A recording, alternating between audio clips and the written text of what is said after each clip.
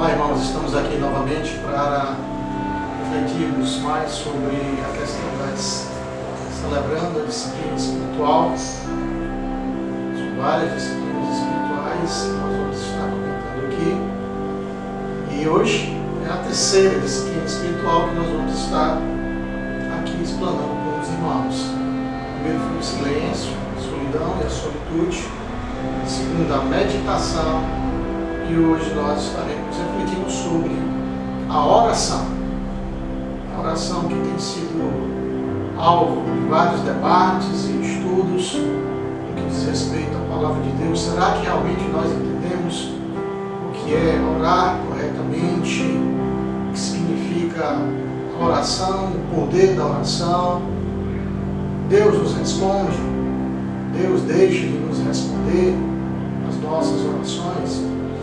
Qual é, então, o propósito, o principal propósito de uma oração? Então, é isso que nós vamos estar conversando hoje, aqui, nessa série de reflexões sobre as disciplinas espirituais, celebrando as disciplinas espirituais.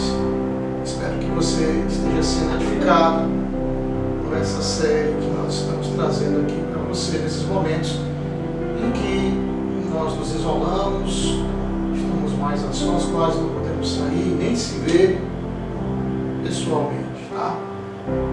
Então, o que significa então orar? Por que nós precisamos orar? O que vem a ser a oração? Bom, biblicamente, a oração ela é composta de alguns elementos importantes, que pode ser um agradecimento a Deus, agradecer a Deus, colocar a voz, pensar e agradecer a Deus. Nós chamamos isso de dar graças ao nosso grandioso Deus. Segundo, pode ser uma petição, algo que você esteja querendo e colocando diante de Deus, até mesmo uma súplica, que você esteja suplicando, passando por um momento em que você esteja realmente precisando. Ela também serve como uma oração intercessória e também, principalmente, para a fortificação da vida espiritual do crente. E essa talvez seja uma das mais importantes, os mais importantes elementos que fazem parte aí da oração. Bom, então, é preciso orar, irmãos. Jesus espera que nós oremos. Jesus espera que nós venhamos a meditar. E muito importante que a gente venha a entrar em oração sempre quando possível durante o dia, tá? Então, olha só, em Mateus, pegando algumas passagens bíblicas, em Mateus capítulo 6, versículo 5, portanto, durante o Sermão do Monte, Jesus Cristo diz assim: quando vocês orarem, se referindo aos discípulos, às pessoas que estão escutando a sua audiência.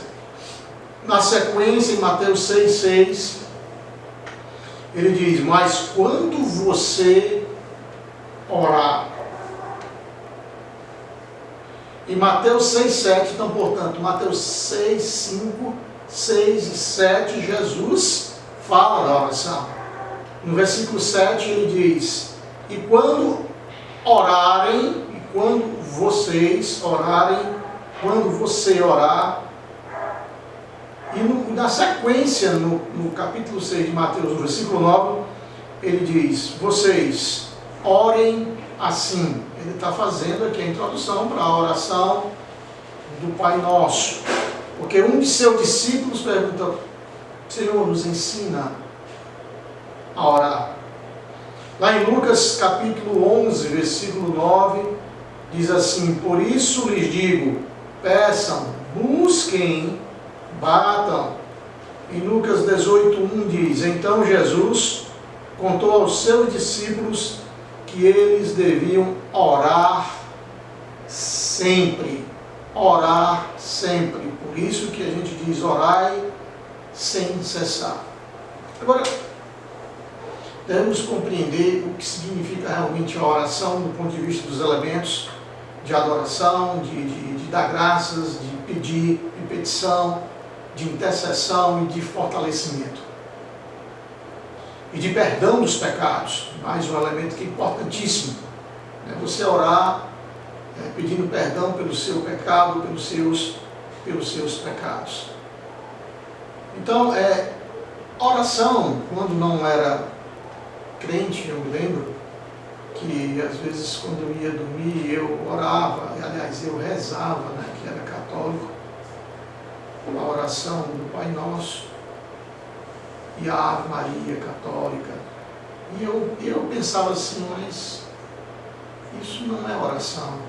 Eu mesmo naquela época, eu disse, mas eu não sei orar. Como é que a gente ora? Eu ficava me questionando e pensando sobre isso. Depois, quando o Senhor Jesus Cristo nos salva, nos dá a vida eterna, Ele nos ensina a orar. Então orar é um momento de intimidade com o Senhor, é um momento de conversa com Deus, uma conversa não apenas baseada nos seus próprios interesses. Veja que Jesus Cristo pede para que a gente se negue. Então, por mais que isso seja difícil, irmão, porque nós vemos sempre um interesse por trás de uma oração, mas que tipo de interesse realmente é? Qual a qualidade desse interesse que você está tendo nessa conversa com Deus? Você está pedindo algo muito para você, exclusivamente para você, onde o foco, o centro das atenções da oração estão mais voltados para as suas petições? Então veja, a oração ela tem que existir um equilíbrio. É lógico que você é um ser, você vive, você precisa que as suas necessidades sejam satisfeitas. E Deus sabe muito bem disso, irmão. Deus sabe muito bem disso. Mas as orações que quando nós analisamos o Antigo Testamento e o Novo Testamento, o foco principal das orações, o que está em jogo, é uma luta. O que está em jogo é uma nação, ou é Israel, ou por causa de Israel. Quando os profetas oram, ou quando Moisés conversa com Deus, observe, amados, não é tão complicado você perceber isso. Qual o propósito dessas orações? Por exemplo, qual o propósito de Moisés estar conversando com Deus? Ele não está orando, mas está diante de Deus. É a libertação do povo, é a libertação da nação de Israel, da opressão ali dos egípcios. Então sempre o interesse não é um interesse meu, mas um interesse voltado para os objetivos e os planos de Deus. Então você tem que perceber isso quando você lê as Escrituras, você tem que analisar isso. Sempre que um homem ora, há um pedido de oração, quando Davi ora por ele, mas ora acima de tudo por Israel, pela nação. Então você tem que começar a perceber qual é o foco principal da conversa sua com Deus. Você quer se fortalecer espiritualmente? Amém. Tenho certeza que Deus se satisfaz por conta disso. Fica satisfeito por conta disso. Que você está querendo uma santificação, certo? Qual o propósito da sua oração, então? É um propósito que venha ajudar a igreja, a sua igreja local, a igreja do ponto de vista universal espalhada sobre a face da terra.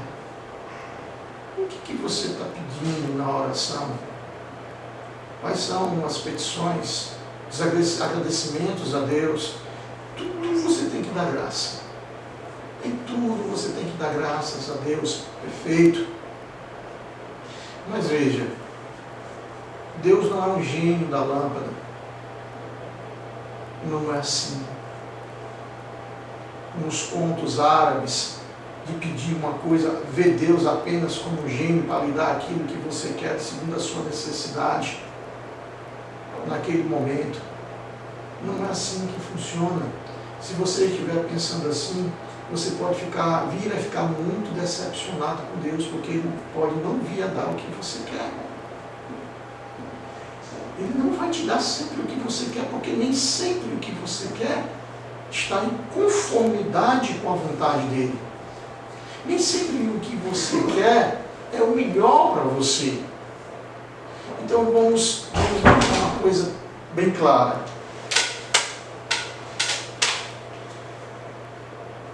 Deus, em primeiro lugar, o Senhor quer te transformar semelhante à pessoa de Jesus Cristo. Amém. Primeira coisa que você tem que levar em consideração. Deus quer te transformar, queridos e queridas, mais parecidos com Jesus Cristo. Então, esse é o foco principal. Todas as coisas cooperam para o bem daqueles que amam a Deus. Lá em Romanos 8, 28 e no 29 ele diz, para que seja conforme ao teu Filho. Então Deus, Ele quer que você seja igual ao Senhor Jesus Cristo. E para você ser igual ao Senhor Jesus Cristo, você vai ter que se desvincular de muitos valores terrenos, de muitas vontades carnais. Então você tem que estar no estado de oração, conversando com o Senhor, porque conversando com o Senhor você se fortifica. Ora, se a gente prestar atenção ao momento de oração de nosso Senhor Jesus Cristo, Ele faz uma oração que Ele faz antes de ir para a cruz, no Getsemane. Você vê ali que Jesus Cristo, Ele ora, Ele está aflito,